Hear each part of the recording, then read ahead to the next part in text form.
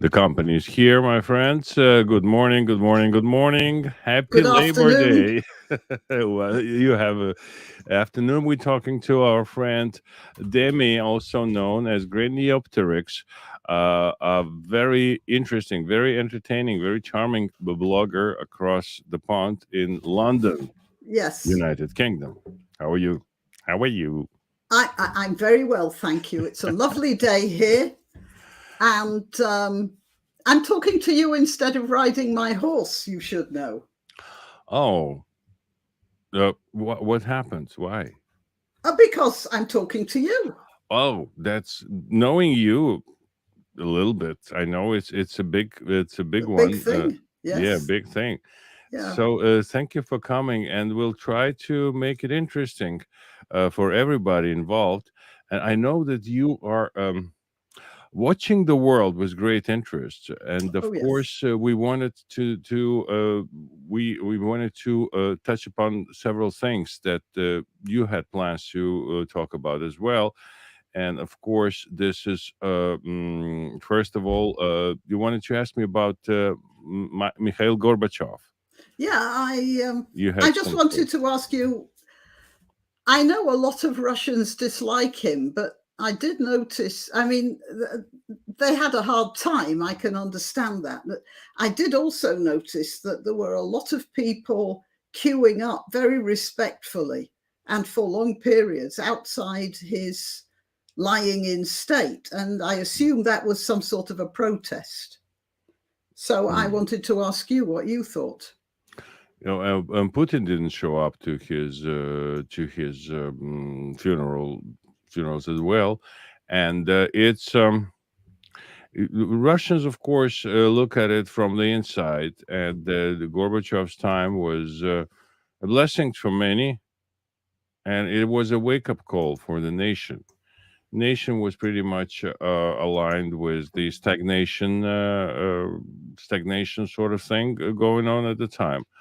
And Gorbachev said, or gave a chance to people who would listen, who would kind of could connect, rub two sticks together and go and achieve. And a lot of people woke up.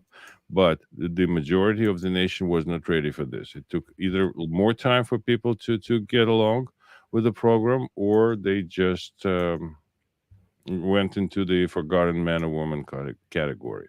Mm-hmm. There was no other sexes at the time. There was no plan, was there? The plan was to let things go, and I wouldn't say, there is a laissez-faire and there's laissez-faire. So Mm-hmm. there's when there is a law, when there is a judiciary system, when there is a safety net in the country, it's one story. And we still have some semblance of it in the West. Whatever people say about the chaos and etc., decline, crisis, all the nice words that we hear every minute. But in Soviet Union, there would turn out to be that we had nothing of the sort, and there was really everything was falling apart, and people who had uh, bigger maws, so to speak, or sharper teeth, or Yeah. bigger claws, they would grab as much as they could. And poor people, older people, people who had no spent their lives under communism, they had no idea that other things exist in life. Mm-hmm. I was, you see, I spent 10 years of my life between 73 and 83 playing music, rock bands. I had my own little band.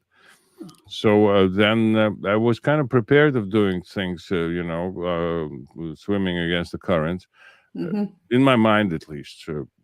I was Yes. not a big resistance guy, not at all, just happy childhood, etc. And then I switched to theater and film for another 10 years. And then perestroika couldn't be more interesting for me because I had a chance of being a Jewish boy in Uzbekistan. I had no, almost had no chance. So, if I wanted to do my own thing, I couldn't be a student in a film institute. Very, very, very not competitive. I'm not afraid of competition, as a lot of people noticed recently, but say there was this politics that you cannot have a Jewish student unless he's somebody's relative or he's exceptionally talented, etc., etc., etc. So I did not fall into those categories. Mhm. And when I was kind of the highest level of attempt of at the education in the film institute in Moscow was when the two Jewish filmmakers were putting together a group to study, and they both were Jews, and they said we cannot take a Jew. I was like the best in after the first round, and they said we'll be now accused of preferential treatment, so we cannot take you, although you were the best after the first round. So Do you long know? story, I I'm got my sorry. chance. I got my chance. You're. I have to say this. You said it was not that easy for a Jew to be accepted into higher education or film education or whatever in Uzbekistan. In And Moscow. yeah, what I just pulled myself up because I was sitting there, sort of nodding, Hmm. nodding like this. And then I suddenly thought, God damn it, here am I sitting here, and some guy is telling me, well, of course there was racial prejudice, but and I was thinking, well, yeah, that's the way the world is. And what a terrible thing. What a dreadful thing to what's the word, to internalize something so Yeah, much to that it's accept it. just like you say, well, of course there was oxygen there, in the atmosphere. Yeah, yeah. I'm sorry, I've broken No, it's into it's what you it's said. okay. It's nothing. I mean, I'm on my usual, kind of off the ramp Yeah.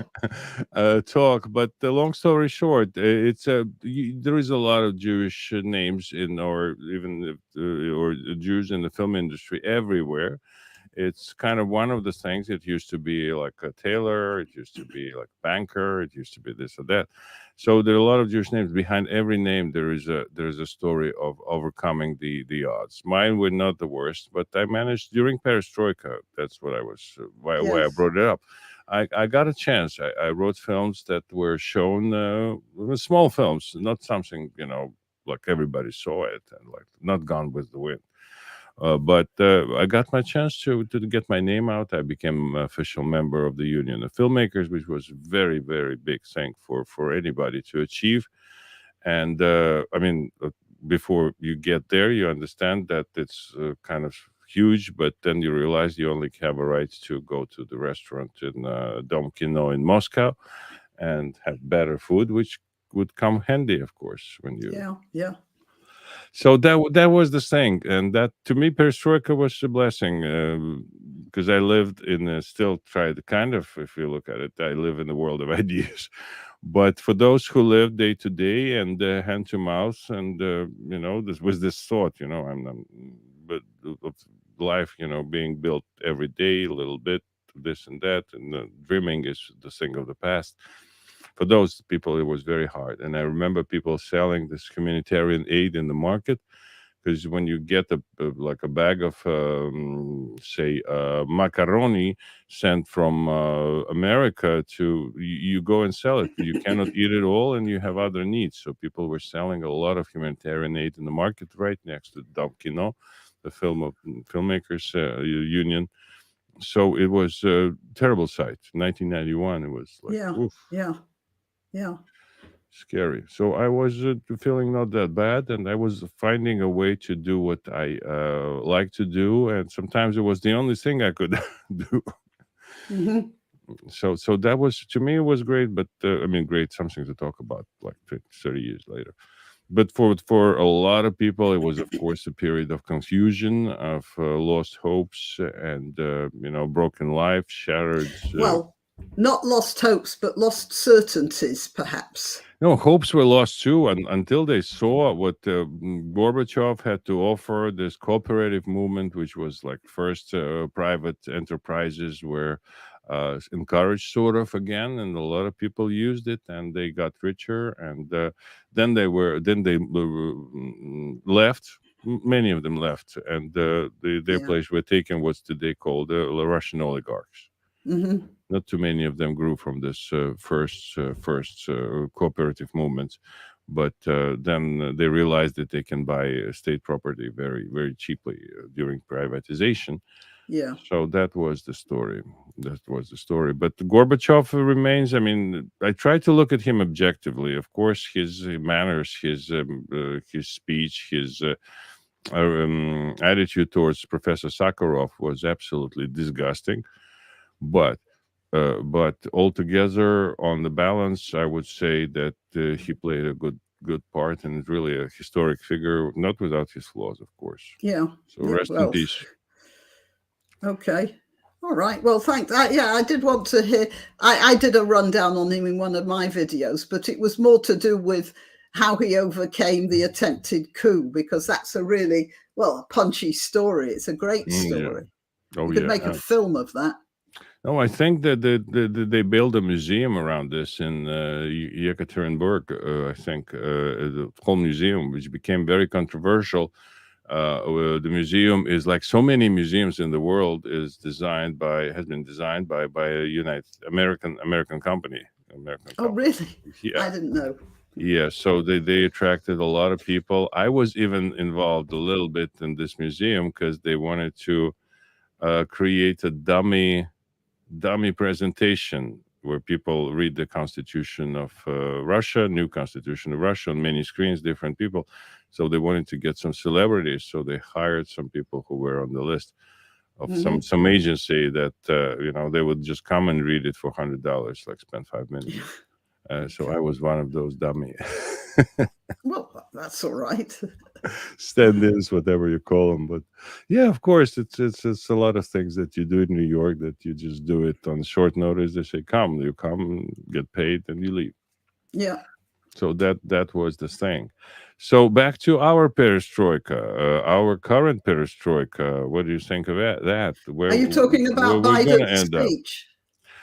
Biden's speech, we can touch on this, but bigger things are in how they call it, in the oven right now. So, what was your impression of what he said? Did it make any sense? Well, to start with, when I listened to it, I gave up after a few minutes because I really couldn't understand what he was saying. But I did get the text, and I was impressed by a couple of things. So can I mention them to you? Sure. The amount of religious imagery that's in his speech. He starts off with the sacred ground, Independence Hall in Philadelphia. He talks about God a lot. And yeah, he's constantly using religious imagery. If I just type in here, just a minute, religious. So I put a note there, but I haven't got the whole speech. So there's the sacred ground in America. And then there's that sacred flame still burns. And then all created equal in the image of God. And America, United States, and may God protect our nation. May God protect all those who stand watch over democracy. And he's constantly, he's trying to. I don't know whose idea that red lighting was. It was a little bit wrong. I suspect it may have been a Trump voter who got the fader up, but. I mean, the idea that he's standing there with these lights behind him and soldiers talking about God, and then also talking about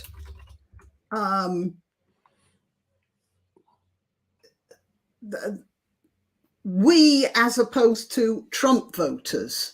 He was doing that a lot as well. So what he's doing is, it was sort of like a cult speech.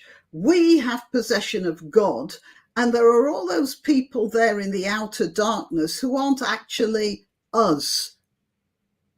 And that was the basic. I could go through the whole thing, sentence by sentence as a textual analysis. But I think he thought that, or not him, but whoever wrote his speech, thought that by using these buzzwords, democracy, God, American values, that he was going to create a cohesive lump of people who saw everybody else as outsiders. And then, of course, there's this position he was in, this high podium with an iconic building behind him and a row of soldiers. There was 2 soldiers, actually, and there were Marines, and they were kind of in the shadow, which gave it very ominous to feel to the whole thing. It was creepy because usually when you have soldiers in the back, you put them there for a purpose, and they're well lit and they're next to the flag and etc. etc. And in this case, they were standing in the shadow, like waiting to jump, like Kerberos or something. Maybe they were there to stop the audience from running out in horror. But I think that's his Hollywood friends, that built it for him and designed it for him, because Obama had this. There was this episode when the guy, I think he's some of a big time manufacturers of the video cameras, like video camera called Red, like high definition camera. He used to be, or still is, a big Obama supporter. So he lives in New Jersey or whatever. And so in New Jersey, he gathered together kids to sing Osama to Obama or some such, and he recorded this whole thing. It was so creepy. It's like kids were trained to glorify Obama through just forced to sing all those things. And of course they did it happily because they're just kids and they hear nothing bad about anything in their lives, happy lives in New Jersey. But this whole thing made circles because people were just stupefied at how insensitive it was to kids. It looked like kids abused and stuff. So those things happen in Democratic circles. It's less of it happens in Republican circles because we spend less money on politics. That I feel every day. Republican Party. Well, it's not spending much money on, we talk a lot about winning and necessity and the common sense and what makes sense in our world. But when it comes to budgeting and everything, that a lot of people who say they're pro-Republicans and they are pro-US, they give money to Democrats. Organizationally, really? because they try. I'm talking about, again, Jewish organizations that I approached, and they just afraid of crazy Democrats. They don't want them to kind of group into very hostile hostile segments of Democratic Party. So they try to prevent them. They say, we'll support you. We are Republicans, but we will support you because we want you not to join forces with Ilhan Omar or other, extremists, Ocasio-Cortez, of course. And they also tried to, before the primaries before primaries this August, they tried to fund those MAGA Republicans. Democrats did give money to MAGA Republicans who were having primaries. I didn't have primaries, otherwise I would get some money. But there was no other. You mean to deflect? They thought that if they would get a nomination to run in November 8th during those primaries, then they would be easier to defeat the MAGA Republicans. So there was a movement, and they spent like, I don't know, in Pennsylvania they spent like $50 million to defeat Dr. Oz in the primaries. That didn't happen. So that's the games that we play here in America. And so we wanted to touch upon so how's the world changing, say, in light of recent crisis of fuel in Germany, when Russia is turning off the supply of gas and oil? Would it touch upon the United Kingdom, or the price, you have your own system? The price is going up, but there is no, at the moment, there's no prospect of the gas being turned off because there's very little gas that Britain imports. In fact, leading to the question, which I also have, that being the case, why is the price quadrupled? So I have no idea about that. They say it's to do with world gas prices, but you know, what's coming out the ground here is coming out the ground here. So I do not understand that. But yes, so people are suddenly discovering that a gas bill, which was £2,000 last year, is now something like £8,000. I mean, it's not just a little bit. And there was one, this is especially hitting places like restaurants and pubs and that sort of thing. Yeah. So everybody's screaming about that. But the possibility of the gas going off in people's houses, that's not... Yeah, there's a lot of, forgive the pun, gaslighting going on in this industry. Because Joe Biden kept saying that he couldn't do anything about the prices for the gas or the gasoline, and then the price went down because some taxes were kind of suspended, and so the actual price, the gas stations, they make money on volume that they sell, and it's kind of thing that I observed in my 26 years in the States. Then the more expensive the gas gets, the more pumps close. It's kind of like, well, just a minute. How be come the other way? How do they close? They just close. They cannot sell. They cannot stay in business. They cannot be competitive. They have bigger companies. They have smaller companies. Right.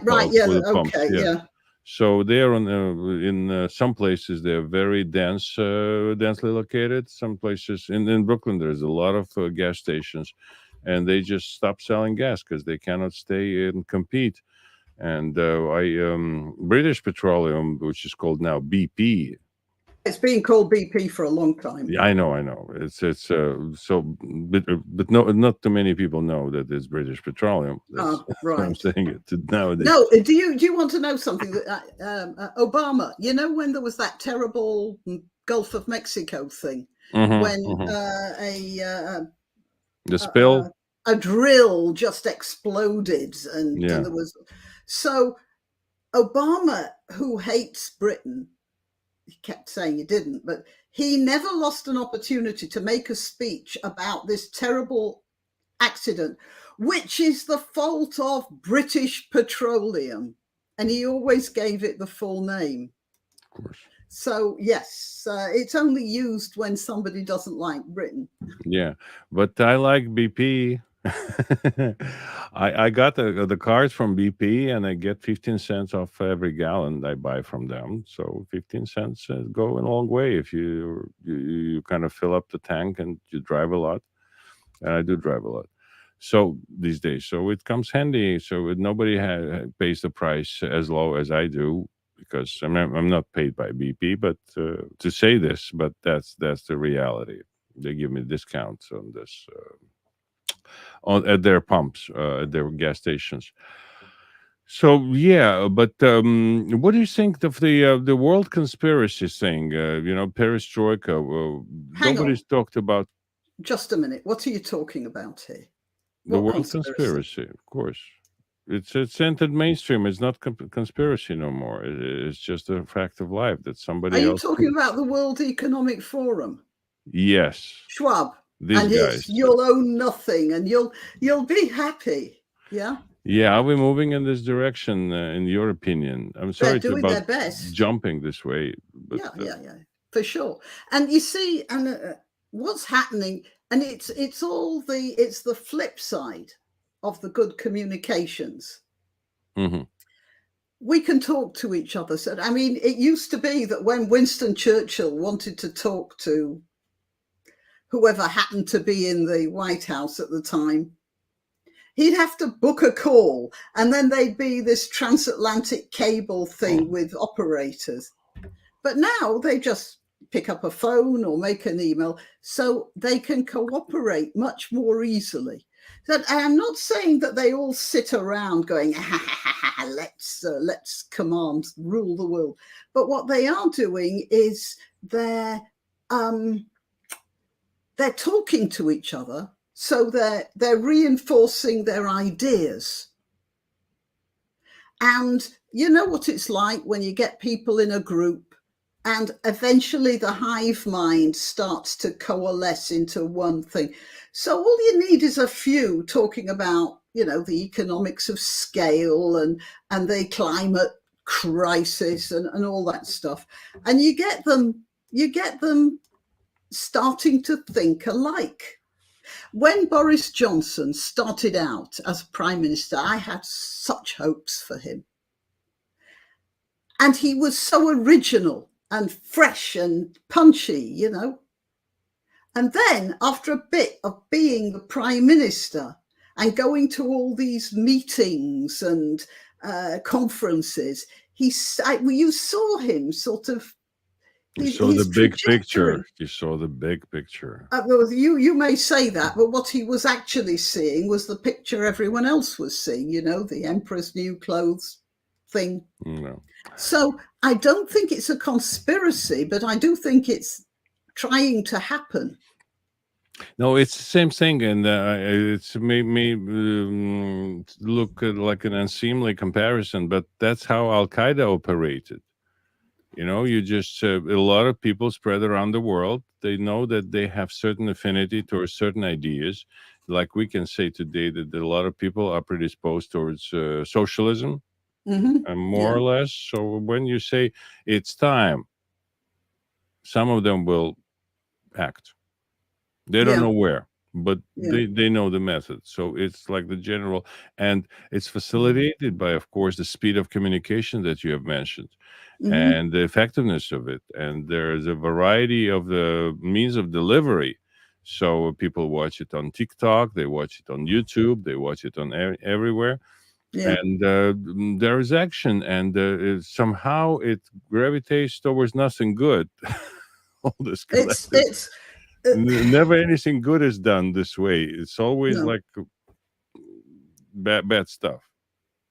Terrorism, socialism. No, not always bad stuff. It isn't always bad stuff. I mean, we get to talk to each other, do we? Don't we? And there are others. There are others with far more pull and influence than us who get to talk to each other. We are, though, forming part of the pool. No, pool's the wrong word. A pool can't push back, can it? How would I say? We're forming a part of the mass that's stopping the advance. And the only thing we have to do is keep on talking. That's true. That's true. Sometimes we will stop somewhere. At a certain moment we stop. But I'm saying that we are a little bit late. Not that. I wanted to say late in the game, because this other side is formed already, and we see it for a long time, as long as, you know, socialism has entered the world bloodstream, etc. But we're catching up. We're moving fast, and the world sees more and more. And this COVID thing was a catalyst too, because people were so stunned by all this. They started talking. They started, trying to put a paid, as my friend says, on this whole system of enforcement of people, depriving them of their rights, etc., etc. So that was a good thing, and I think we are on the right side of history. I mean, it's not easy. Now, you know, that is an expression. I think Obama came up with that, didn't he? Which I don't like to hear. You don't like to hear it? No, I'm not telling you off. I'm not telling you off. I'm just saying, when you say I'm on the right side of history, that absolutely places you. I said, I think we are on the right side of history, if I remember correctly. I think we are doing the right thing. Yes. We are doing the moral thing. We can't appeal to history. That's gone, and that's not in our control. But we can say that in the circumstances we are here now, I truly believe I am doing the right thing in my channel. Same here. My results are totally kind of unpredictable, and still, you know, the jury is still still out. So, but it's amazing how the collective mind, hive mind, as you described it. I forgot this the expression, but thank you for bringing it up. It works, and we'll see the final image of the world. Those people see. Those who are thinking that they are lording over us, it's still, the end result is. I don't know what they have in mind. They think they can organize the world better than we, all this messy stuff down here of people thinking independent thoughts. It's untidy, isn't it? One of my history books, when I was a kid, they were talking about Oliver Cromwell, and whoever was writing about it was not Oliver Cromwell's best fan, and the author said something like the fault of dictators is that they always think they know better than the people. Yeah. And I was really a child at the time, might have been about 8 when I read that, but that stuck in my mind because it was so absolutely the thing. Yeah, it's human nature doesn't go anywhere. That's another proof. The times we live in, but today in the United States is a Labor Day, and it's like so many. Happy Labor Day, everyone! Yes, sorry, I didn't know. It's the day after which you cannot wear white pants. Just a minute, white trousers, you mean? White trousers, yes. Right, yeah. I'm just checking for my British viewers. British, yeah, not the same thing. Not the same thing at all. Right, you can't wear white trousers after Labor Day. What about white gloves?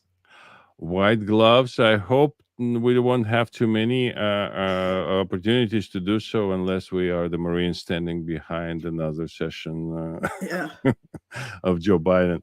Everybody, I want to wish you a happy Labor Day, and I wish we all, our labor will bring us to good results. And as long as labor doesn't end, we'll see what's this Latin thing?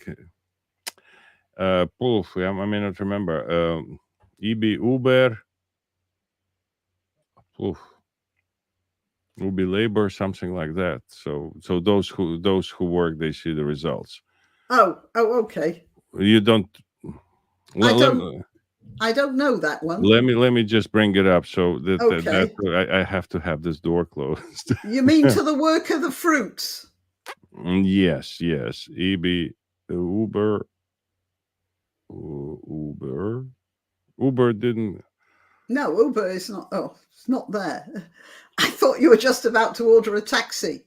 And yeah. The word came from there. Yeah. Yes. Actually, Uber means to do with a surfeit of food. Mm-hmm. Like in exuberant. The word exuberant comes from fertility. That's over fertility. Yeah, go on. Sorry. Ubi labor, ibi uber. Yes, I have heard that. You're right. That's the thing. Yeah. So somehow I got only Italian translation here. But that's the thing, those who work. You said it very succinctly. Can you repeat it, please? To the workers, the fruits. Yes. Happy Labor Day, everybody. Thank you so very much, Demi. And thank you for the short video, that relatively short story that we told this morning. It was very short, but very enjoyable. Thank you. Back to work now. Yeah.